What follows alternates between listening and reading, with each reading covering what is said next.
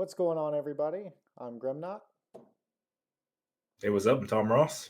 and today we're going to do a set review for Elemental Warfare, which comes out on August 1st, 2024. It's the new set for Champions of Otherworldly Magic. I am extremely excited about this set. What would you say? Oh yeah, it has a bunch of new abilities, a bunch of powerful cards in it, a bunch of interesting cards. And I'm really looking forward to getting my hands on this as soon as August 1st when it comes out. All right, well, we'll get started. So we're going to do all normal cards. So we'll start here with Twiga. We've got a nice new card at 1 mana, and it's a 1/2 with a new ability, Harvest. Yeah, this is the first card in the set. It's actually one of the most important and strongest cards, I think. Harvest, what it says is whenever you play it, you get a random lily card. And previously we had 3 lilies in the game. Now there's 4 more in this set. And the lilies are all they're all 0 mana 01 cards with an ability. So for your Twiga, you get your 1/2 and you get a whole nother card.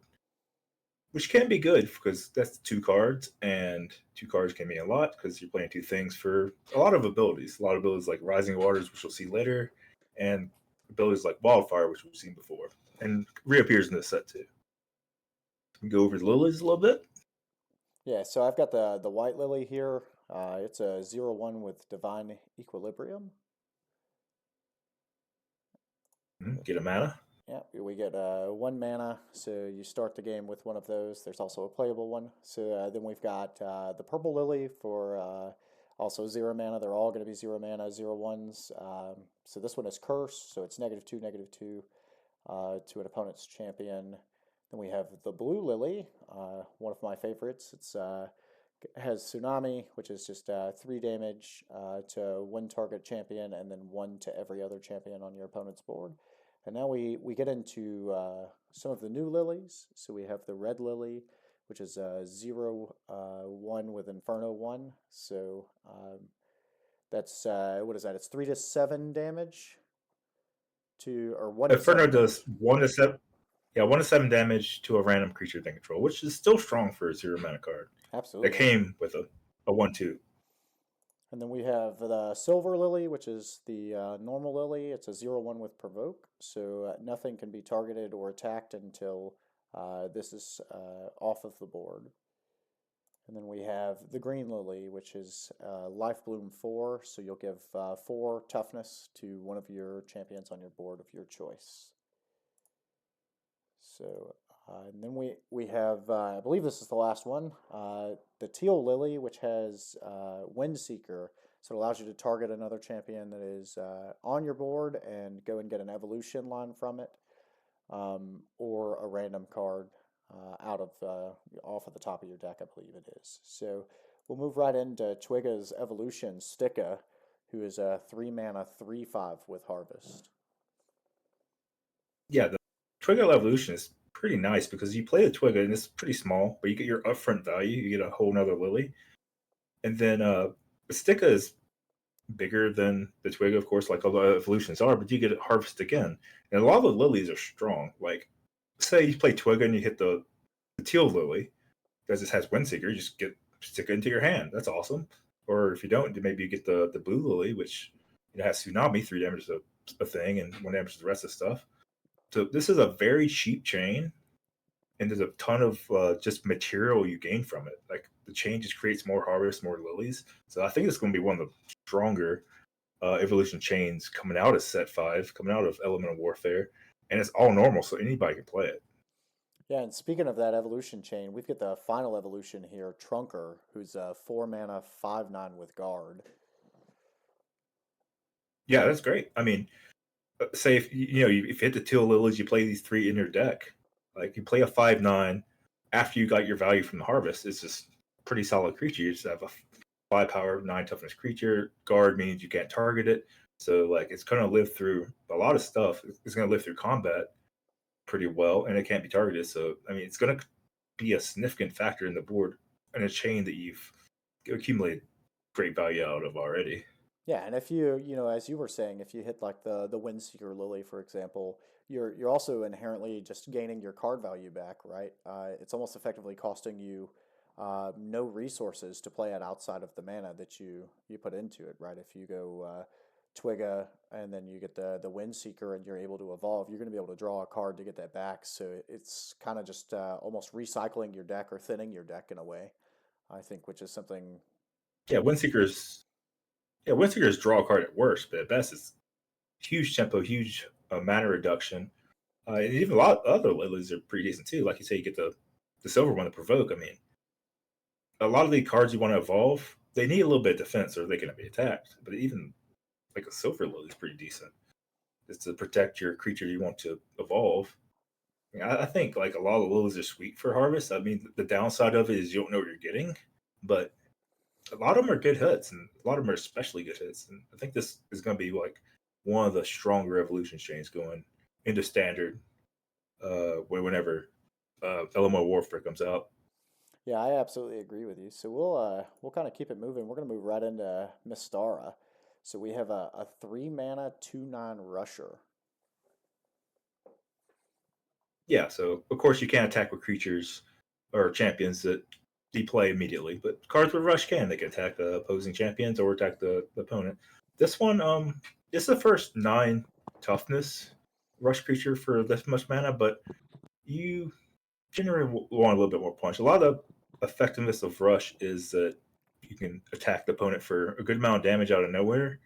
Of course, you can like take down creatures with 2 toughness and they whittle at their board and stuff. But this card looks solid. I haven't seen these stats before, so this is one I have to really see play out. You know how strong it is. I think it's on the weaker side, but they have interesting numbers on this where I could be surprised.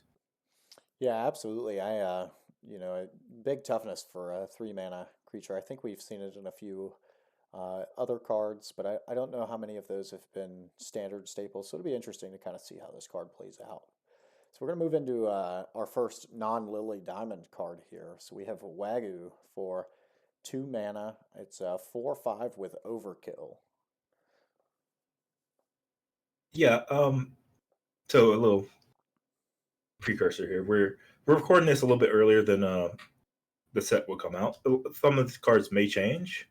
On face value of this, it is a weaker version of cards we've seen before, like nibbles and stuff. But we don't know how exactly the named cards will impact future heroes. So hopefully it'll get a little bit better. But in context of this set, I mean, a 2 mana 4/5 is good. I mean, we've seen it better before, but this is a whole different set. So in draft and stuff, I have to really see how it plays out. Yeah, I'll be interesting to see if they make a named hero with this, right? Obviously, as we've kind of pointed out, it's inherently just one power off of a Nibbles, the 2 mana 5/5 with Overkill.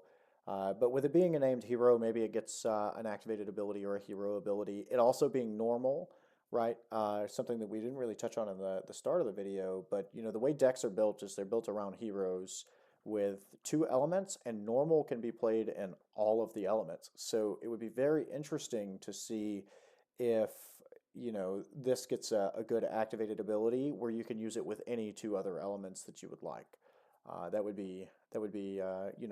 think there are some ways that it could become very valuable inherently, but I think at face value, it's a 2 mana 4/5. It'll probably be good and limited unless the hero comes out and it's really well. I don't think we'll see a lot of standard play.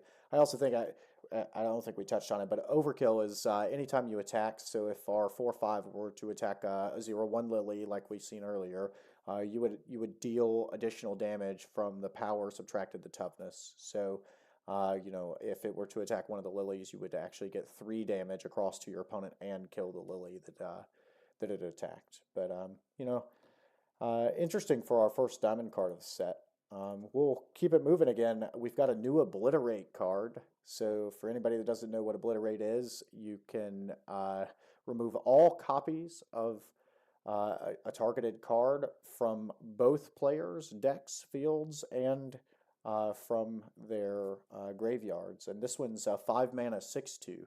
And I think the last body we seen with Obliterate was Urgok as a common, which was, I think when we move to the heroes that we have now with the elements, Urgot almost became a staple in every deck. So, what are your thoughts on this one? Yeah, so Urgot was really big. It was one more mana, 6 mana for an 8/9. But it was really hard to get. You have to craft it. So it's basically a pretty rare card. This is common.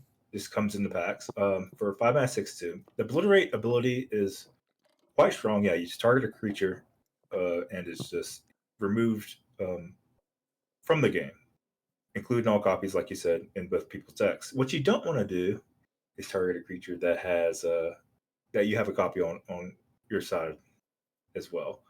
Also, if you target the champion, which is their axe or something, you get rid of your own axe. So you have to do a little bit of tiptoeing, make sure you hit something that they don't, or you don't have a copy of that they have, and you don't want to target like the same copy of the card.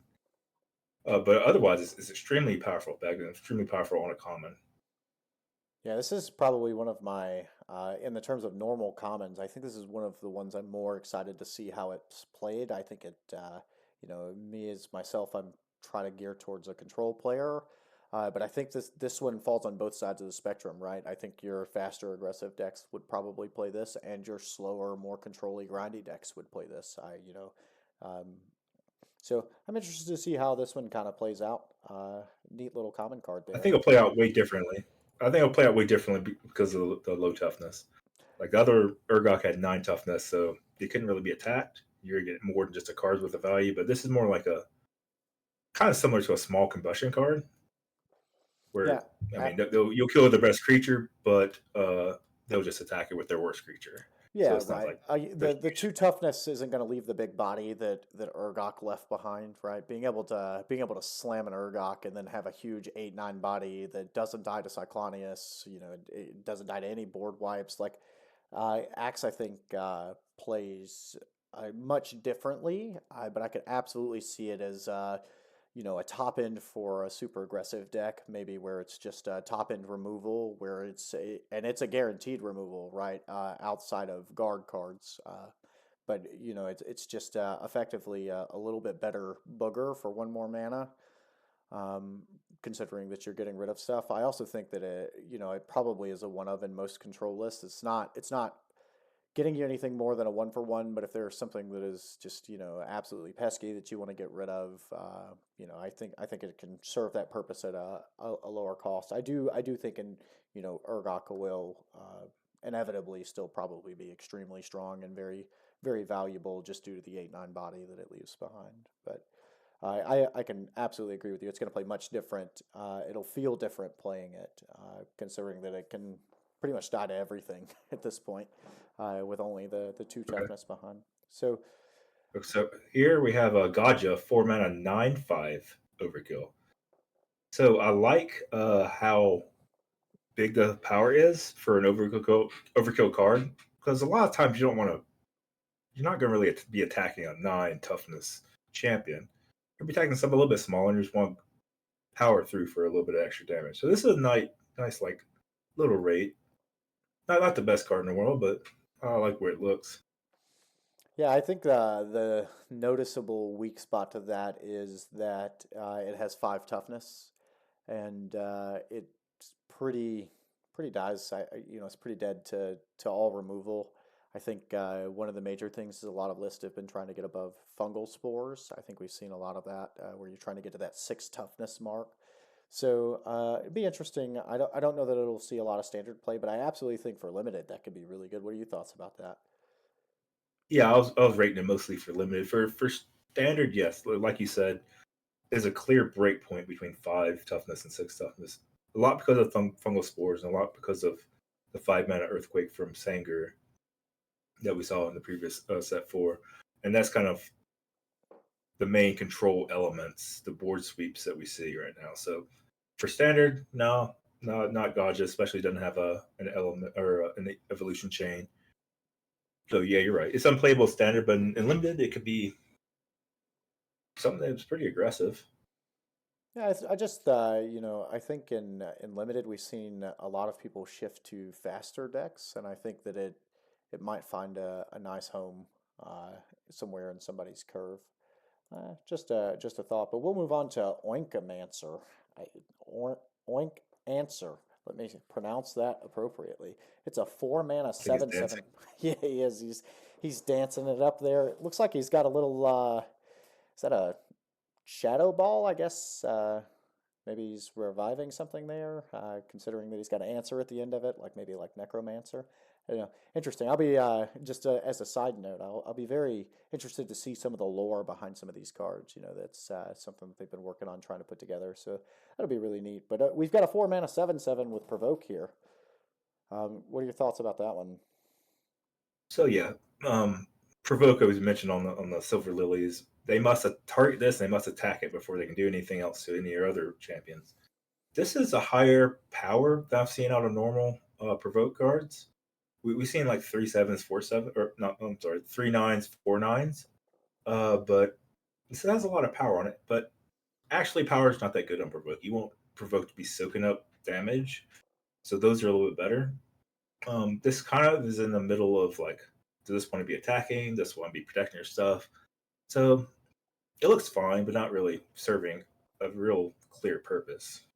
Yeah, absolutely. I 100% agree with that. It feels just looking at it, I feel, like I'm not certain if I was to play this card on the board if I should attack or if I should, if it's supposed to be soaking. Like you said, it feels very middling, and I'm just not certain how I feel about that with Provoke. So be interesting to see how that one plays out. So now we've got Sigma. So we've got a 5 mana 9/5 rusher. I believe we've seen this body style before, just in a higher mana cost. Yeah, we saw a 7 mana 9/9 rush, and a lot of its power was that it had 9 power and it had rush. So this is going to close out some games. This is a seriously high amount of damage out of nowhere for 5 mana. I mean, it does die, of course, to everything, but you know, it doesn't matter if it dies to everything if you kill your opponent just on the spot, which I Yeah, think this will do a lot. inherently, you get your value out of it the turn you play it. So the fact that your opponent can't really kill it until the next turn, like I just know from myself, and maybe you can agree here if you think so. But I would pay 5 mana to deal 9 to my opponent. And leave behind a body anytime, like even if it wasn't attacking. So the fact that you're getting your value out of it the turn that you play it, I think it makes this extremely playable. And I think we're going to see it in a ton of top end of top end or very close to the top end of a lot of aggressive lists.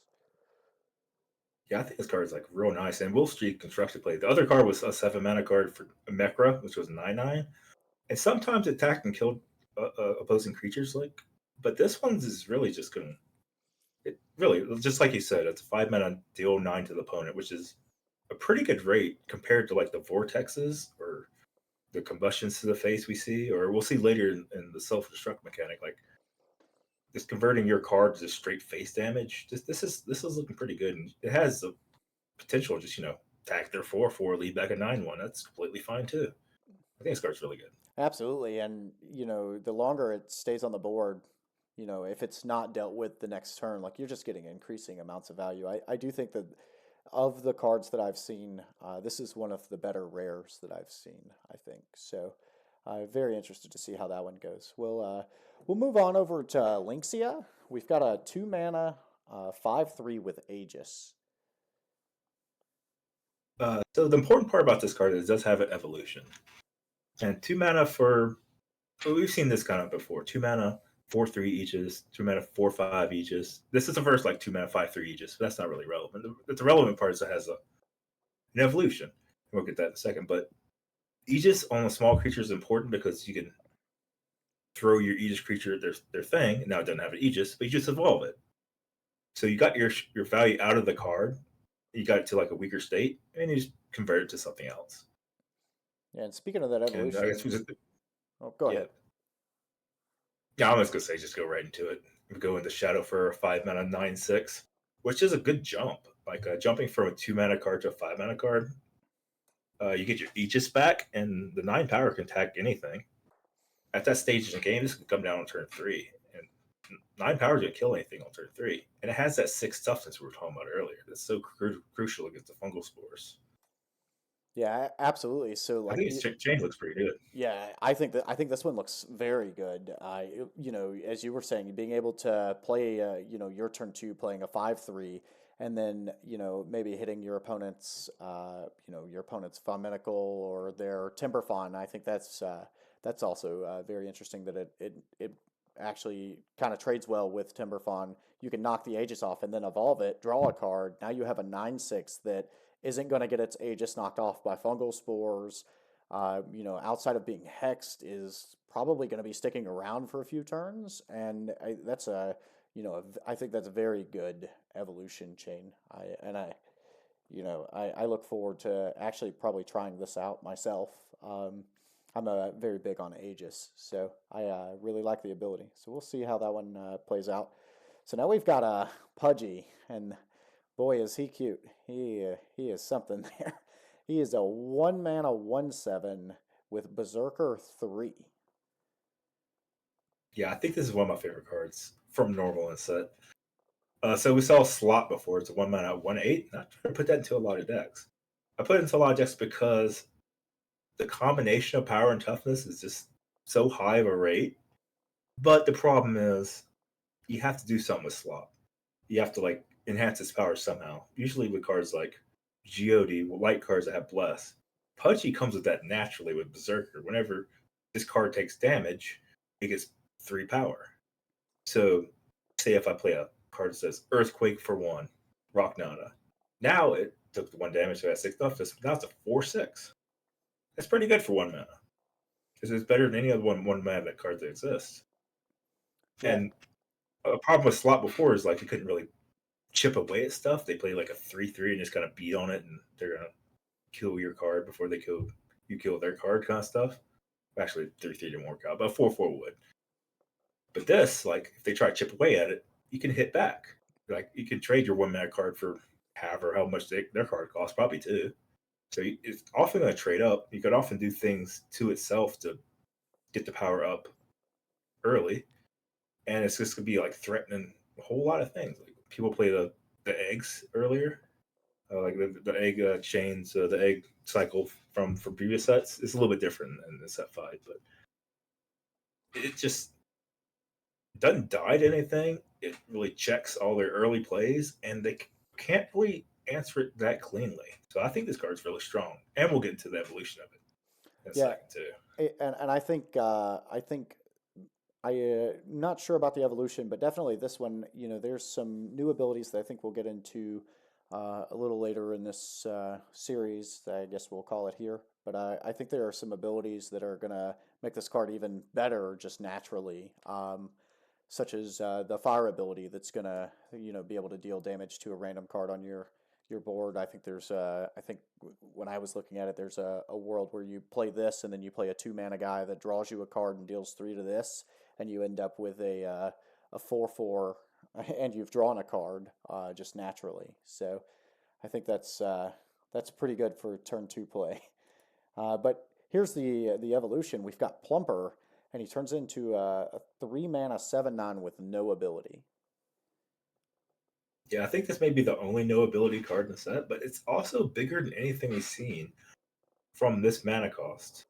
Like, well, I think the highest we've seen is 7/8. Yeah, But this Guassassin. is really big. This is like constructed playable big, and like we said about 9 or 6 toughness being a critical number, 9 is also very critical. It's like a lot of the sweepers, like Cyclonius and Charlene, they aim to sweep away everything that has 8 toughness or below. This is get beyond that. This also can be played off a 1 mana card that you probably got some value out of. You probably made some attacks. You probably influenced their decisions because this berserker that's looming. Like after the Pudgy got its worth out of it, or if you just play it turn two, I mean, it's just gonna be huge. Yeah, absolutely. I think, you know, just again, as we kind of go through the cards, my brain starts churning about different things. But we just talked about like playing the Plumpy and then dealing 3 to it, getting a 4/4, getting 4 damage across, drawing a card out of that, and now you have two bodies. And then on turn three, you can attack with your Plumpy again if it hasn't been dealt with, and then you can make a 7/9 out of it. So you now have not only drawn a card, gotten a damage across, you've also got a 7/9 body out of it, evolved and drawn another card. That sounds very good to me. And that's just off the top of my head. I think there's probably going to be a number of other ways that this evolution chain can be used, but that's just I think it's got a lot of playability. Like it doesn't even have to be a chain. You could have a 4/6 in play and just on your third turn just play Plumper. I think it's completely fine. Absolutely. Yeah, even the card by itself I think is playable. I 100% agree with you there. So now we've got another one of these rusher cards. I think we're seeing a good number of these. This one's a little bigger than the last one. So we have Ram Raid. He is a 5 mana 7/8 with Rush. Key note here is that he is Diamond. Yeah, it's a little bit different than Sigma, which was a 9/5 for the same cost.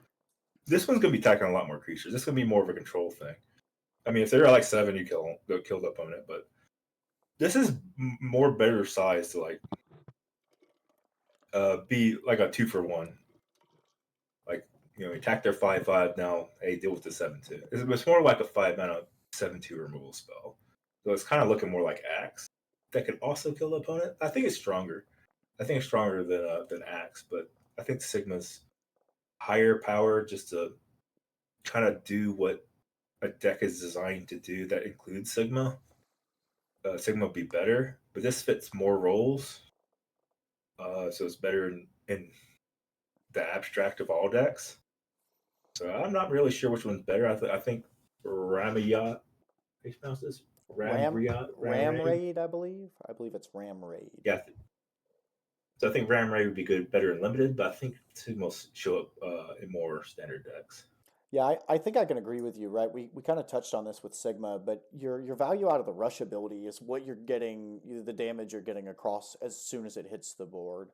What I will note is that 5 mana, you and we've had a number of conversations about that 5 mana slot when building decks, and I find it to be very awkward to try to slot it into some list because a lot of, especially I think when you get into the later stages of the game, you really want to start trying to get to 2 cards per turn, and or getting more value out of your cards. Having a 7/8 does make it big. I think keynotes is that you can play it, get 7 damage across on a clean board, and it doesn't just immediately die to fungal spores.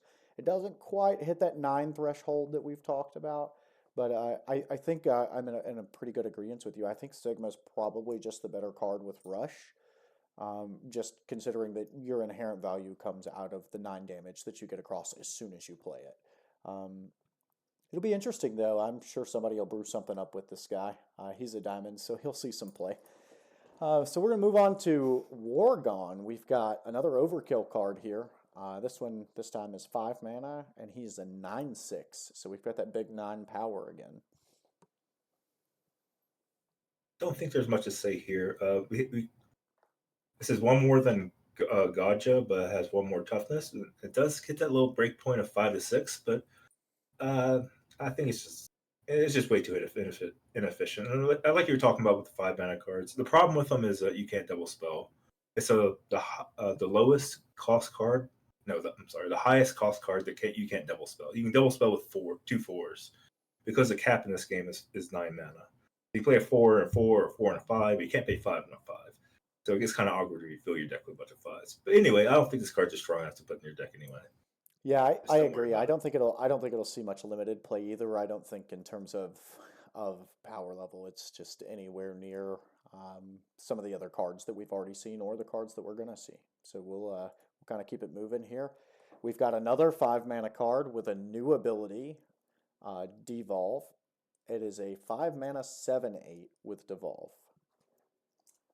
Yeah, like we saw previously. It's basically we saw previously in set 5 or set 4 with time warps. This is the opposite of time warp. So time warp was you can evolve champion to the next evolution. This does the exact opposite. So with devolve, you want to probably target one of your opponent's champions and turn whatever it is into the previous evolution, if it does have a previous evolution. So it may be limited on targets, and you probably don't want to target your own stuff. But this comes with an okay rate with some upside that you might can surprisingly shrink their champion to something smaller. But I think the Devolve will not have that many targets, so I wouldn't put too much weight into the value of that keyword. So I think I'm on the opposite end of the spectrum with you. I'm very interested to see where the devolve ability goes. I don't think a five again. We talked about the 5 mana.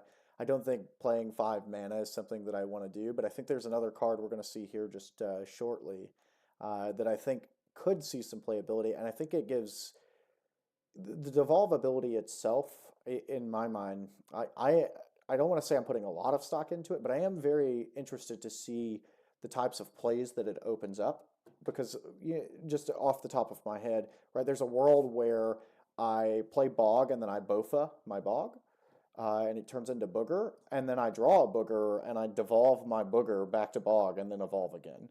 So I think Oh yeah, there's some playability, and that's for me, that's kind of the exciting part of the game is giving people options. I think the more that we see options, the more we'll see parity and we'll see different decks being played and different strategies being played. And I think this just kind of adds another layer of complexity to the game that's very interesting. That also, as players like ourselves, something that we might have to calculate for. And considering that the devolve ability is in normal, um, it's something that we'll have to calculate or try to calculate for across every deck that we play, which again is a whole nother layer of complexity. But so we're going to go into this next chain. I believe this is an evolution chain, but we've got Grony, who is a 2 mana 4/4 Aegis. yeah. We've seen this before, but this is an evolution chain I kind of like the Lynxia chain. You have your cheap Aegis, and it goes into a big guard creature, which I'll let it be up to you to pronounce. All right, so we're going to do our best here. We're going to say Rag. That's the best we're going to get. I'm guessing he's just screaming Rag. But we've got a 5 mana diamond 8/8 with guard, as you said. Fine. Uh, not amazing for a 5 mana card, but it's good off the evolution chain.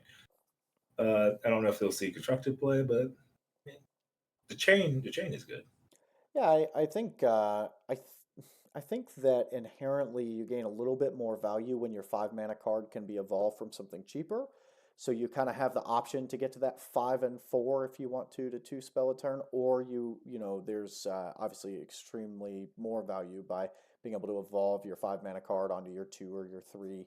But overall, I think the chain is fine. I think 2 mana 4/4 Aegis is smaller than what we've seen in the past. I think most of the ones we've seen were 4/5s. I think there's Airwoa, which is a 4/2, but I think some of the stronger ones were 4/5s. So I'm not sure. I kind of agree with you. I don't think this one's going to see very much constructed play. So moving on, we've Yeah, I got. like the Oh, go other ahead. one a little bit better. The 5/3, I think high power with Aegis is pretty strong. And these are Absolutely. kind of more balanced, which is why I don't like them as much. Yeah, I think everybody will inherently be kind of the same way. But we've got another rusher here. We've got Huskar, which is a 4 mana 6/2 rusher. What are your thoughts about that one? Yeah, this rate is just below par of what I'd want. I mean, it could be a 4 mana removal spell for a champion that has 6 toughness. Um, it's just the stats are just too low for me to really give this card much praise. I agree. I don't think there's much to be said. The 2 toughness really turns me away from it, and the 4 cost I don't think is all that good. So we'll just keep it moving over into. I'm gonna try this. We're gonna say Cobleye, um, 3 mana 5/6 with guard. Yeah, it could be Cobley. I'm not sure, but yeah, we've seen this card before too as a 3 mana 5/6. Munchie, I think was the previous one. The It was elephant just a card. from Gen 4. Yeah, yeah, Yeah, I mean, you put it in your limited deck, never constructed play.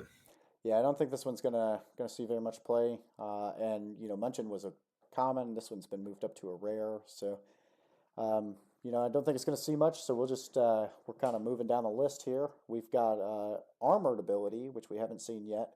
So we've got a 3 mana 4/7 armored 3 card called Clunk. if you're not familiar with armored. Yes. Oh, go ahead. Oh yeah. So armored is whenever it takes damage from any source, it takes 3 damage less. So some targets for 4 damage, it only take one.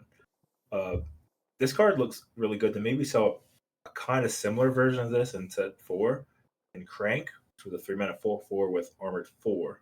I think this card is a little bit stronger.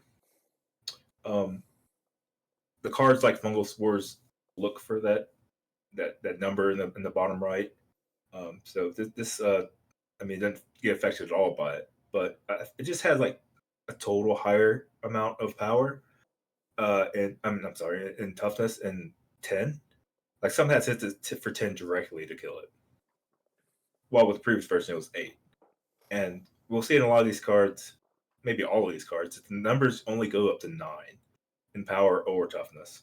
So no singular card will be able to kill Clunk in one shot. You have to commit multiple attack sources to get rid of it, which it's a huge commitment. This card's a huge threat. 4 power can threaten to mow down their creatures, especially when their creatures hit for 3 less back to it. So I think it's going to be just a strong card.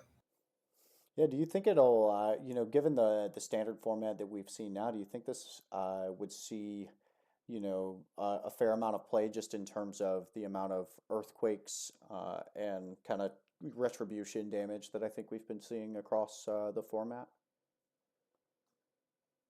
Possible. There's some amount of counterplay playing this card against decks full of Earthquake. I mean, Earthquake and Vulnerable Spores, those abilities can't get rid of this very cleanly at all. Um, it doesn't attack into their stuff. They kill it in one shot because a lot of those cards are 5/6s, but it's gonna be really annoying. I mean, you can put this in a deck that's trying to beat those sweeper nature decks, and it could be a piece to a bigger solution that you've crafted. So I could see it being played and constructed. Be interested to see kind of what happens with that. So we've got this little lizard guy here. Love the artwork. The artwork is fantastic. His name is Sala, or Sala. I guess you could pronounce that either way. Another rush card. We've got a 2 mana 5/2 rush. Yeah, we've seen 4 power rush creatures before. This is the first 5 that I can recall. So yeah, it could be more aggressive than the other versions. What I don't like is I think it evolves very poorly. Yeah, and Let's look at the we'll go ahead and evolution. take a look at that. So we have Salazo. He's a 3 mana 5/3 rush. Yeah, I mean, one more mana, one more toughness, and the problem with these small toughness rush creatures is they don't live. Like you could hit the opponent, then they get attacked and died, or you try to trade with their creature.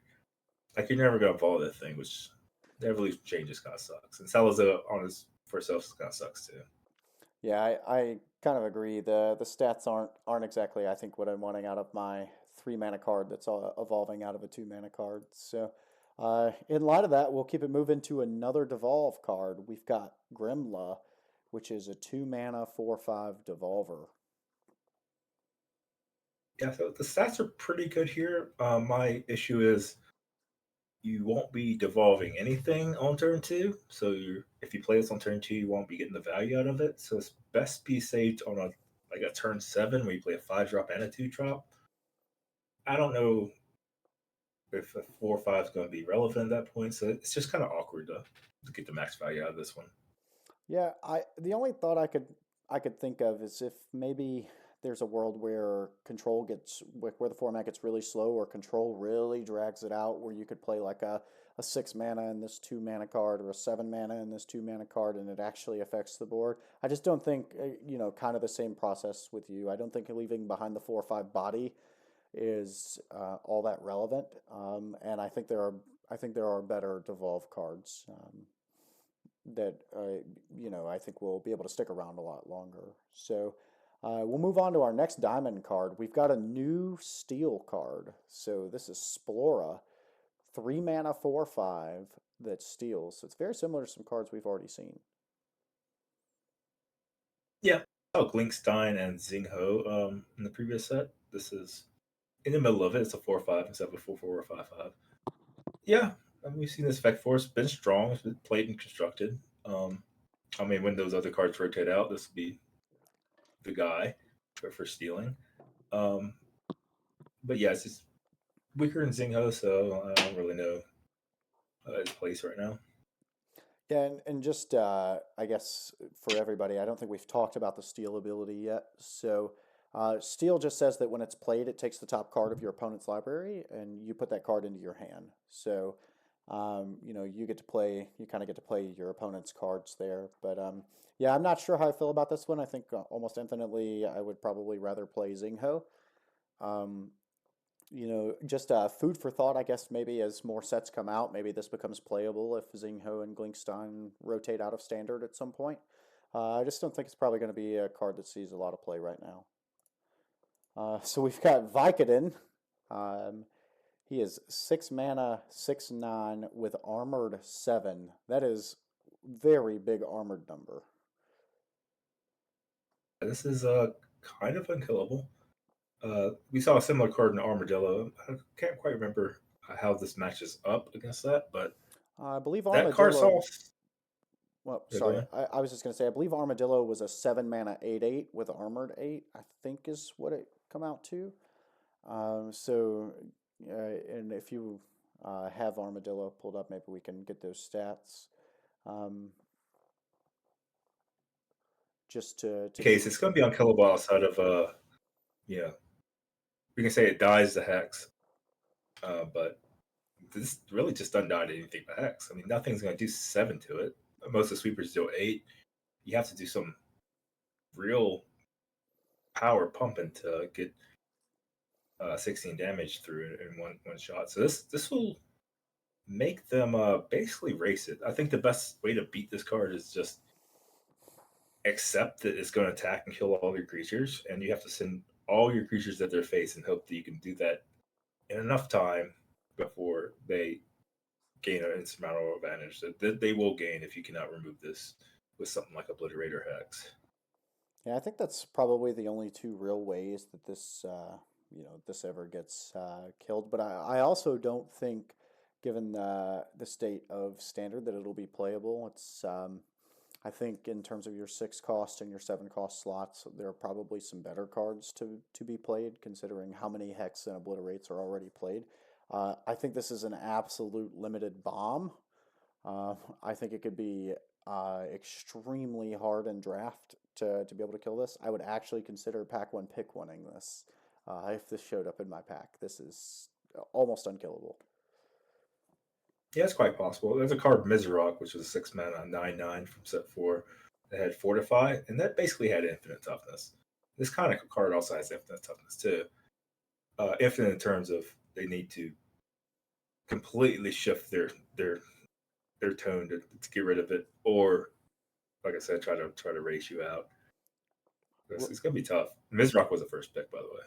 Yeah, absolutely. And I think when you get into these larger armored cards, I've played a lot of like Medusa with armored 5, and I've tinkered around with the armored cards. When you get into the armored that is this big, you mentioned you got to get to 16, effectively 16 power in one shot.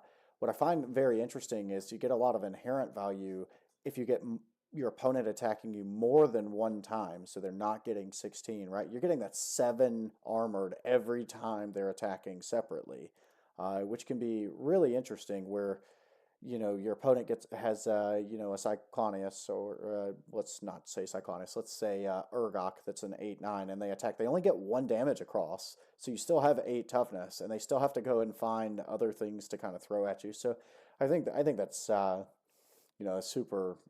super limited bomb. I'm not sure how much standard playability it'll see, but I guess time will be time will be the test to tell us whether it actually gets to see any standard play. Moving on, we got another rusher. We have got Maul, as we can see, another beautiful card art here. We've got a 3 mana 5/4 rusher. So we're kind of right back in the same rush category here. Yeah, the toughness is a little bit higher than the previous card, but its mana is also higher.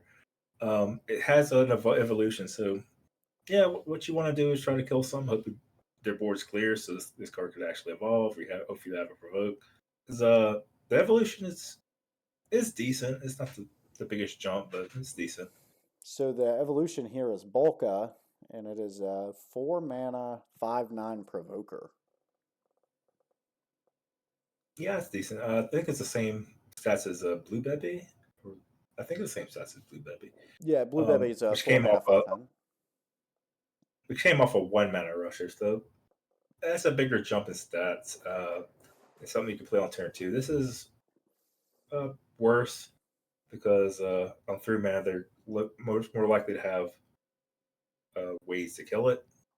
There's plenty of like 5/5/5/6s for just 2 mana, so it's harder to craft a game state where you can play Maul and the Bolka.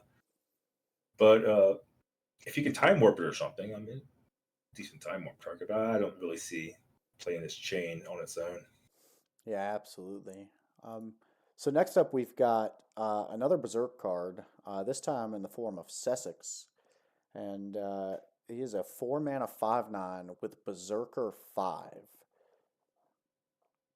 Yeah, it's pretty big. It's a threat. I mean, they're not going to kill it one shot with 9, and if they try to kill it with 2 shots, I mean, that's a 2-for-1.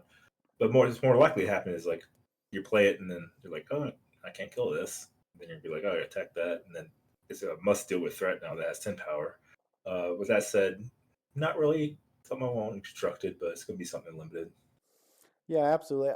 I feel like maybe if the nature earthquakes stay around, maybe there's a world where this gets a slot, a flex slot, and maybe some decks. How bad would it feel to play a Tyrok into this? It just, it's Tyrok and Rocknata. I've seen those seem to feel real bad if you play those into this card, in my opinion. But again, I think it'll be something for limited. I mean, this with the big armor creatures with the pudgy, you can make a deck with full of berserkers and armor. So it really punishes the earthquake. If earthquakes is just a meta.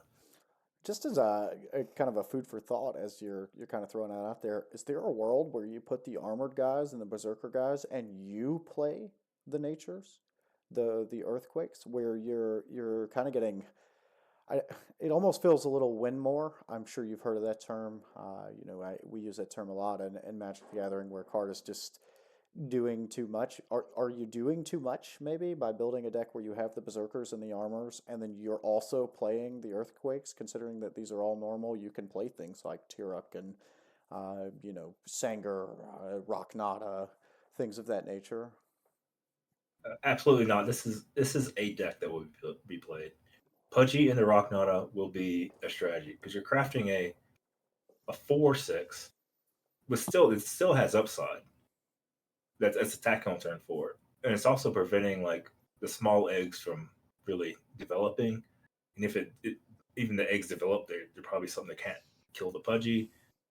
I mean, you're doing a proactive plan and you're playing a bunch of reactive cards that you make proactive. Like Rocknot is a reactive card, and you're getting both out of it. So you're not winning more. You're expanding the versatility of your card. You're making it more applicable in more situations.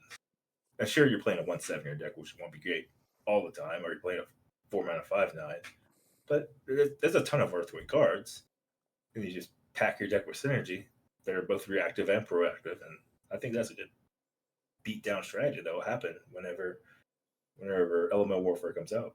Yeah, I think setting across the board and seeing 4/4 Pudgy and a 5/5 Rocknata on my turn 3, that seems very scary to try to deal with that board. So it'd be interesting to see that list that kind of comes out and what that looks like. So we'll keep it moving. We've got I'm gonna try to pronounce this. I believe this is Guafor. Um, and this is a 4 mana 7/6 with Overkill. Yeah, does have that critical 6 toughness. I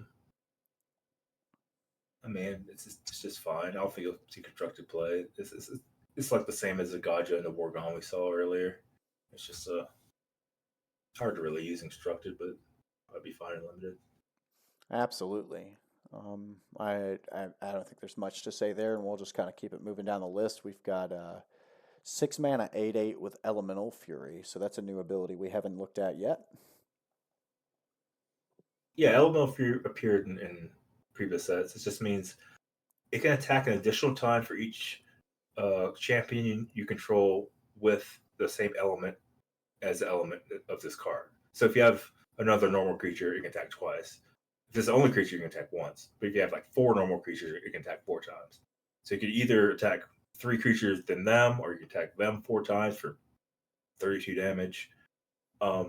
This effect is most powerful with the eggs. This is one of the bigger egg targets in the set because you want to get this down early and try to like convert that 8 power to multiple attacks to the face.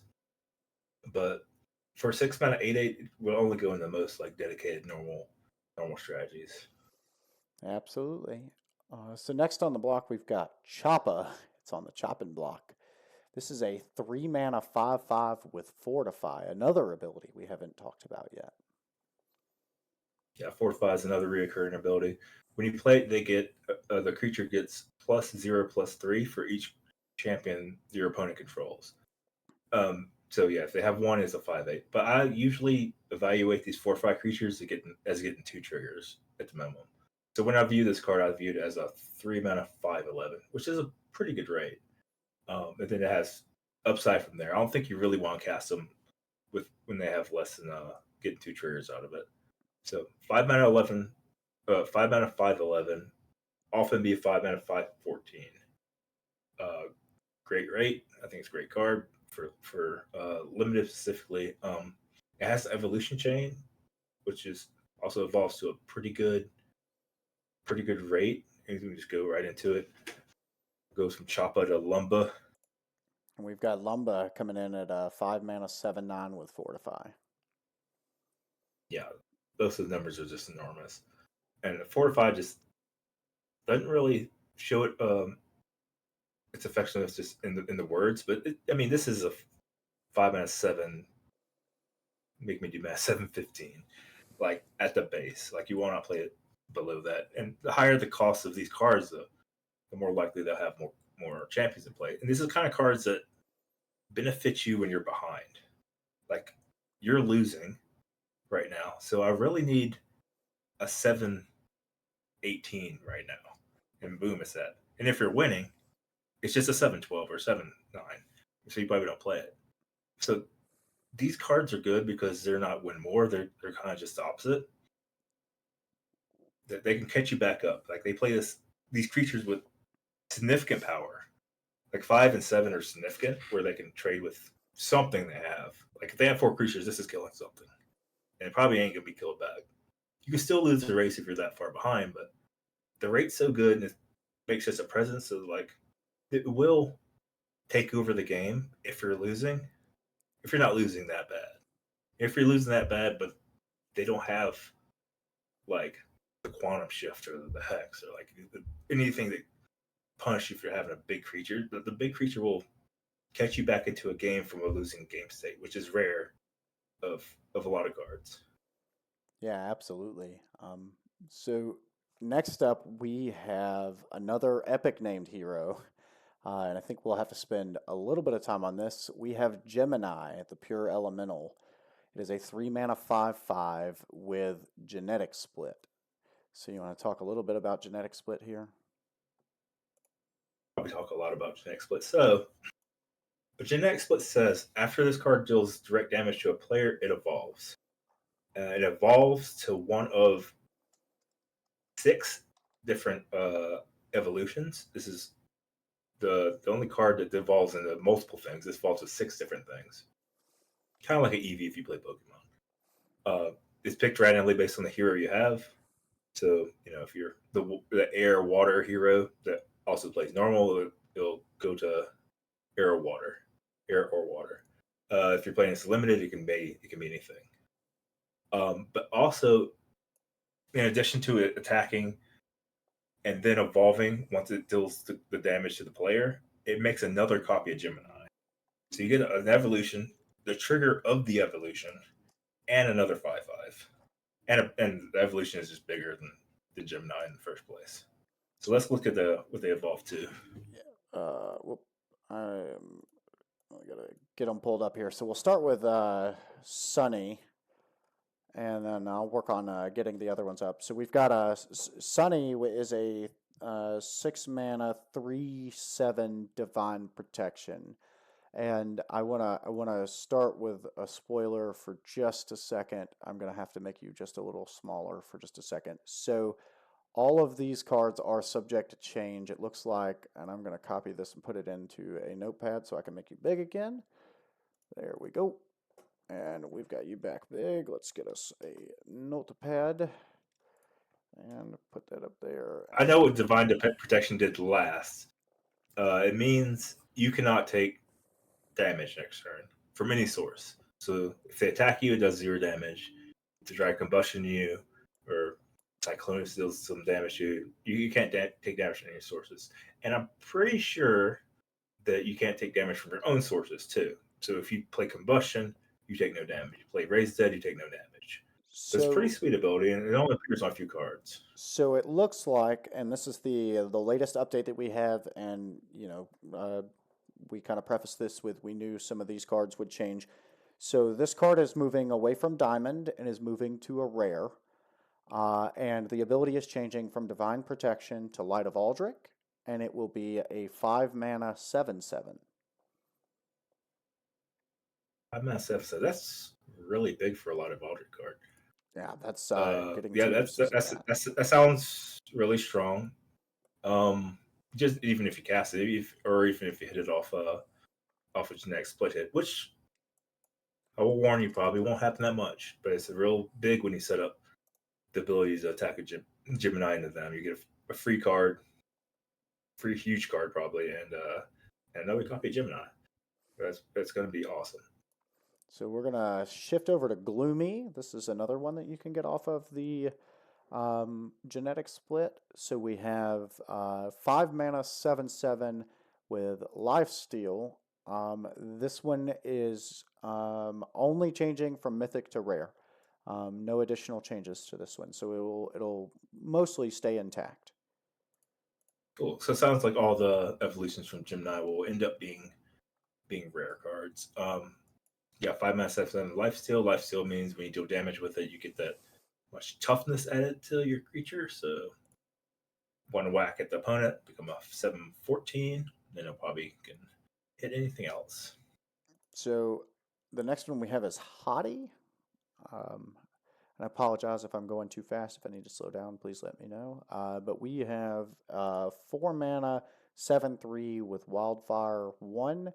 So this one is changing just slightly. It is also going back to rare, but it will have Combustion instead of Wildfire 1. So it'll keep the stats that it has, just the ability change.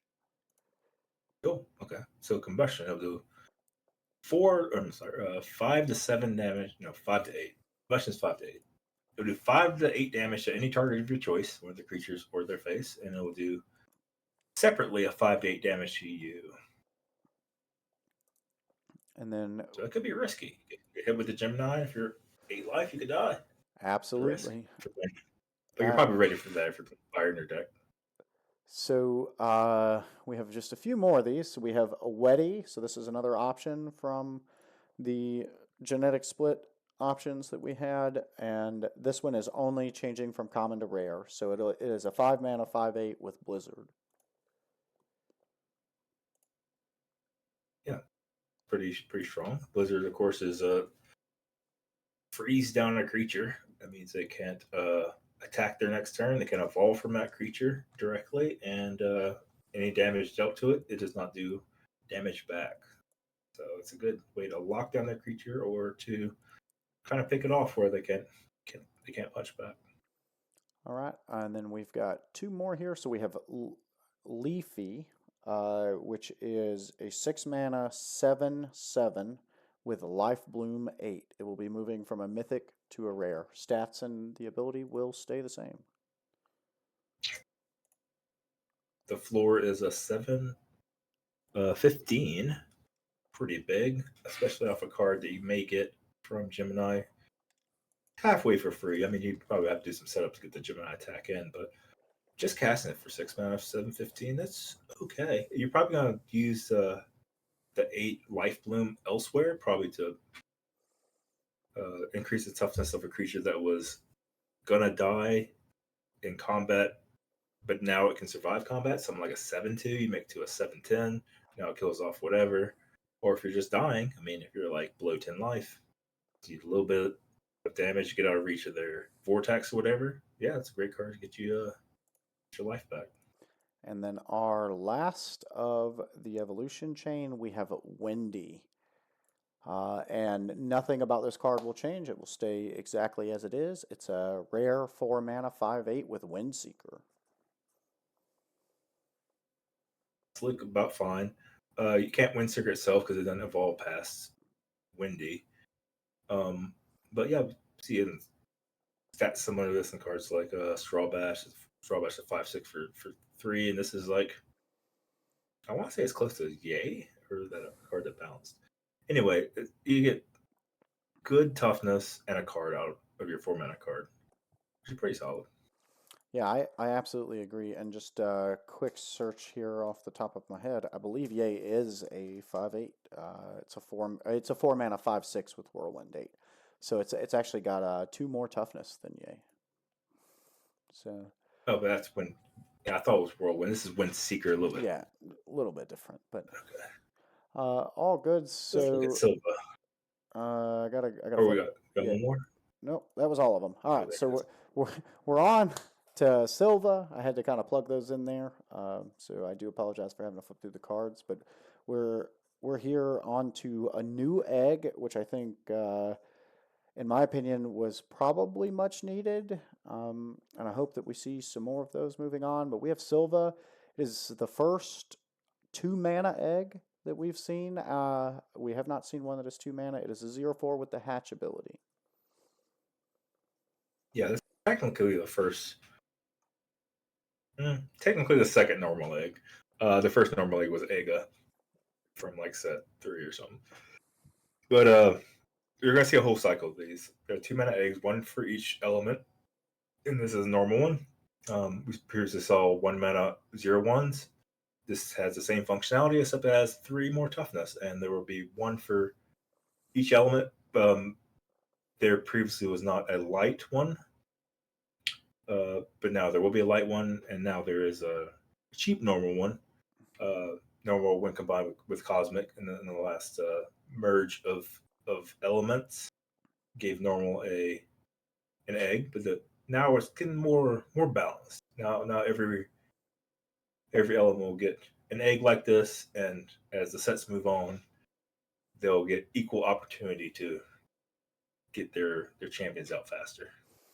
Yeah, I think the this normal one I don't think is maybe game breaking, but considering that there's going to be a whole set of these, what are your thoughts, just really quickly, on some of the elements maybe getting double eggs? We just had the elements merge, and like you already have fuchsia, which can evolve normal cards and cosmic cards, which are all just normal cards now. And now we have another normal egg.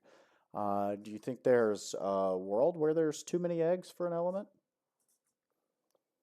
I think the elements that need it, so like light, which doesn't have access to an egg in standard right now, will really like the light egg. For Silva, I think its best use is probably with the 6 mana 8/8 elemental fear we saw earlier in Ripa. Right now, Fuchsia is mostly getting out Urgok. Sometimes it just makes things a little bit cheaper for the cosmic cards, like both for Tinker Time and Mune. But Silva has a place in a deck that wants to get out uh, normal and cosmic cards. Now just normal is faster. I mean, it's a bunch of high mana normal cards that you want to get out. Some have Singularity, some have Infinite Strike. I mean, there's plenty of game plans that evolve around both playing Silva and Fayusha. Yeah, absolutely. I think it's going to be very interesting to see how the new eggs shape the format. But moving on to one of probably my favorite cards here, we've got Dofa Tinker Time, who is always late. Um, so he is a crafted normal card. 3 mana. It says 7/5. I know that that's what the text says. It will be changing to a 5/7. We did get a confirmation that this will be the same body structure that his body double Bofa Tinker Time, always on time, will be, and it says the ability to evolve. Yeah, we're not sure about the lore yet. It could be a brother, could be a copy. Anyway, yeah, it's the exact opposite. Both of Tinker Time had Time Warp, which would just mean evolve a thing. This says devolve a thing.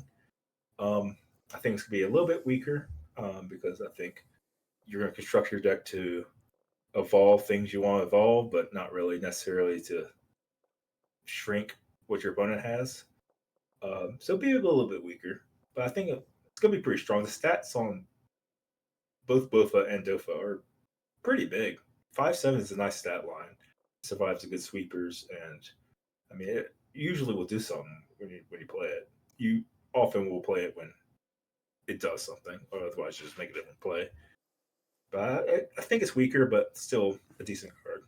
Yeah, I agree in the thought process of it's probably just weaker. And I say that I kind of liked the 7/5 stat line. If it was a 7/6, I would be a little happier so they wouldn't die to Phonaroth. But, with Bofa, oftentimes, just as a quick example, you see like your Bofa comes in and you evolve your Valmoth or you evolve your Booger and you get like an 8/9 or a 9/9 and a 5/7. And there's just not real good ways to deal with both of those things or anything else that's on your opponent's board. Whereas I feel like this one's going to come in and maybe it does affect the board, but it also can be answered a lot easier, right? Maybe you take your opponent's Blydoos from an 8/9 down to a 6/6, which obviously you don't want to do because you don't want to hex again. But maybe you take your Booger down from a 6/6 to a 5/6. You're getting a 5/7 out of it, but you're not really progressing your board. And I don't know how much you're really, the devolve mechanic is going to stunt your opponent's board or, tempo them out of the game.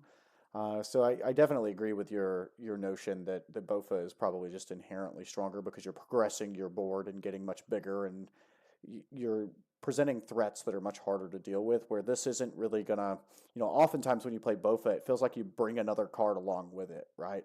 Like you have a 4/6 Valmoth, for example, that you've played, and Bofa comes out, and now it turns. Not only do you get a 5/7 body that's very hard to deal with, you get a 9/9 body out of your Valmoth, um, and it often feels like you're bringing an extra card with it. I feel like this is going to feel very lonely when you play it. You're going to play it, and it's just going to be like, I played a 3 mana card for 5, and I got a 5/7 out of it. I don't know how much it really did, kind of thing. So. Yeah, it's gonna play like more like situational hex because hex makes a big creature into a small creature with no abilities. But this you have to be targeting a card with that can be devolved, and also that de-evolution may have come with ability like another hex, like you were saying from Blighted to Booger. So application is, I think it has a lot of niche applications, but albeit they are going to be niche. Yeah, 100% agree. Bofa's way more playable just in terms of like it kind of interacts with everything, and this is very, very niche. There's going to be very specific lines that this is going to be. It. I think there are times where Dofa is going to feel awesome. You're going to be like, I can't believe I just did that, and that play changed the course of the game. But I feel like there's going to be probably a more percentage of the time than not that this card does not feel very good. Where you're just like, well, I played a 3 mana 5/7, and I slowed my opponent's board down, but they got another ability that I didn't want them to get, or they just you pass the turn after you devolve your opponent's Booger back into Bog, and they just re-evolve their Bog into Booger and draw another card. So it'll be interesting to see the niche times that this card is good, but I definitely feel like it's on both ends of the spectrum. So we've got just a couple of cards left for normal. We've got one new equip card. We've seen these come along in Gen 4. I'm kind of happy to see these come back along. I hope we find some playable ones. This one is called the Bulwark. and it's a 2 mana 0/1 that gives a card provoke. Yeah, so all these equipments, they can target themselves. What equip is, when you play the card, you give any champion on your side of the field that ability. So you can give the Bulwark provoke, maybe a 0/1 provoke. Not very good for 2 mana. Maybe for 0 mana, which we'll see. But for 2 mana, not so great. You can do it on something sizable, like say you put it on a Berserker creature, like a 1/7 Berserker, or the 5/9 Berserker that we saw earlier. That could be something. But it's gonna be hard to craft that, especially the card's just pretty weak on its own. So yeah, I don't like it very much. Yeah, I was just sitting here thinking about our Armored 7 Unkillable and sticking this on it. That would Yeah, that would be that's a thing. quite an interesting. That Armored 7 I think was 6 mana, so now you get for 8 mana you get an Armored 7 provoking 6/9 or something. That's seems interesting. I don't know. Yeah, a lot of decks just can't beat that. It's Yeah, true. absolutely. I think there would be some decks that just absolutely fold there, where that's just kind of the end of the game. But I kind of agree with you. I don't think it's going to see a ton of play. Uh, Probably a lot like Dofa. It's going to have some niche playability where you build your entire deck around it, and you hope that you find it and that's what you're doing. But I just don't think it's going to be super competitive. So our last and final card of the normal types here in Elemental Warfare is the Norwath Castle. It's another diamond card. Quite a lot of diamond cards in the normal pool of cards. I think there was five. I think I counted. It's a pretty good number, I would say. I know some of those were moving, and I know we looked at some of those from Gemini, so some of those will be moved back down to rare. But we've got a 3 mana 0/7 Otherworldly, and that's another ability that we haven't talked about yet. Yeah, otherworldly is of that element. All other champions you control get power and toughness equal to the casting cost of this otherworldly card. So if you have, say, well, five different. If Dofin could time it at 5/7, now it becomes an 8/10. Is my math right? Yeah. These are also creatures, or they're champions, so they can be attacked, and they can also be given um, more power and toughness. So if you give Norwalth Castle, say 2 power, now it can be a 2/7 that starts attacking and whatever. We've seen Otherworldly before. A lot of them don't get played unless they're in very specific um, element decks. This looks mostly like we've seen before, so I don't expect to see much play unless you're just jamming a bunch of normal cards in your deck. Yeah, I think it'll be interesting to see if there's any heroes that get released that maybe have something to do with Otherworldly, or where maybe these can see some more playability. With this being a diamond card, I would hope that we find a way to find it, some playability, but I'm not 100% certain. So that was our last card that we had for the day, or at least for this segment.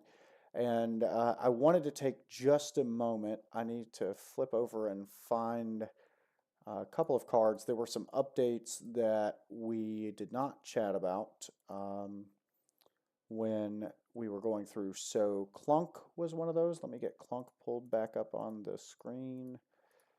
Um, and actually, It was a 3 mana 4/7 with armored 3. yeah, so I'm trying to, I think we were closer to the top here.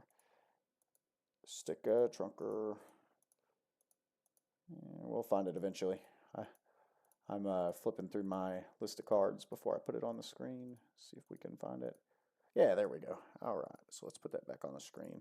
So Clunk, Clunk had an update that we did not talk about. So apparently a 3 mana 4/7 was too strong. It looks like the development team has decided to move that back to a 3 mana 4/5 with armored 3. So it can be hit by fungal spores.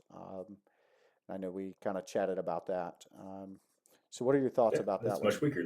Yeah, it's tremendously weaker, I think, at a 4/5 than a 4/7. Yeah, much weaker, just worse than Crank. I think it's probably out of standard playability.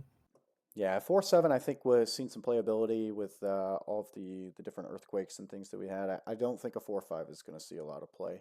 And then there was one more. It was in the line that you like. What is that? Plump and Plumper?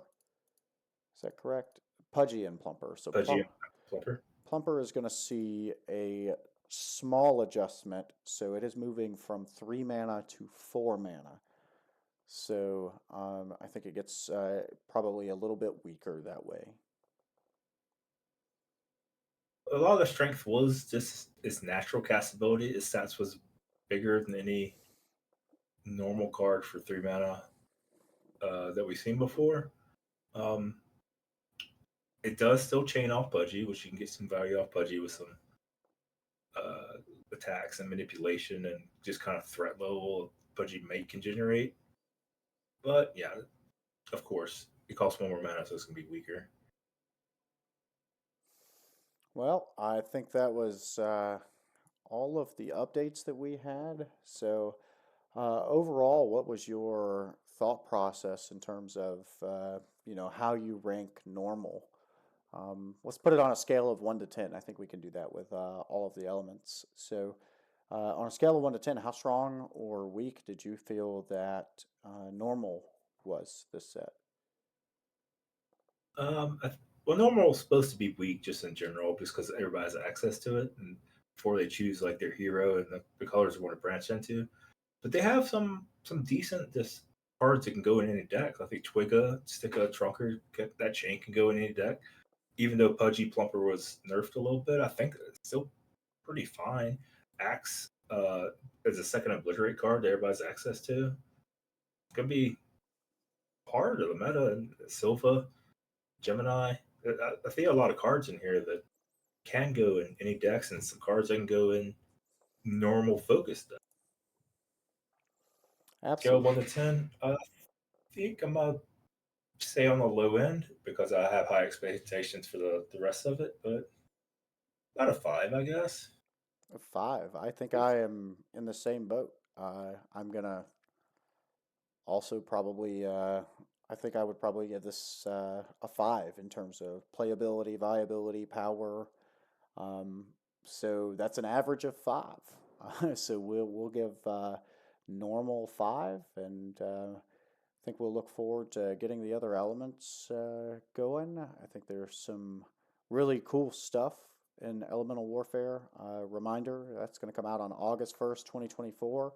All of your packs, so big updates, just a couple of updates to pass. One, no promos are given for buying single packs anymore. I know in previous sets, when you purchased singular packs, you would get a promo.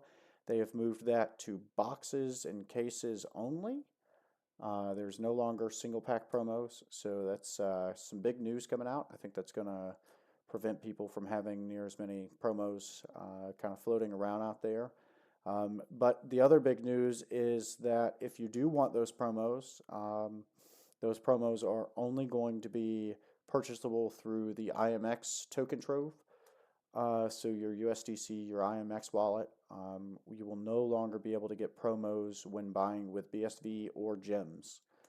So just some big news coming out when the set comes out. So make sure you're going out and getting your money over on IMX and being ready because we've got about I guess when this comes out about a week or so before the set comes out, and we look forward to getting to crack some of these packs and go out and see how the meta changes. I think a lot of these will change the meta and create new decks. Also, set 2 is leaving, so that would be a whole another hole for these cards to just fill. And I think there's gonna be new strategies, new play lines, and new everything. Yeah, Cool. absolutely. I'm very interested to see how this plays out, but for now, we'll leave you with kind of the big number 5, right? 5 is what we've kind of rated this at. I think some other ones are going to come in, but you know, I I'm super excited to see parity, I think, and as we get more updates, we'll be able to kind of pass those out.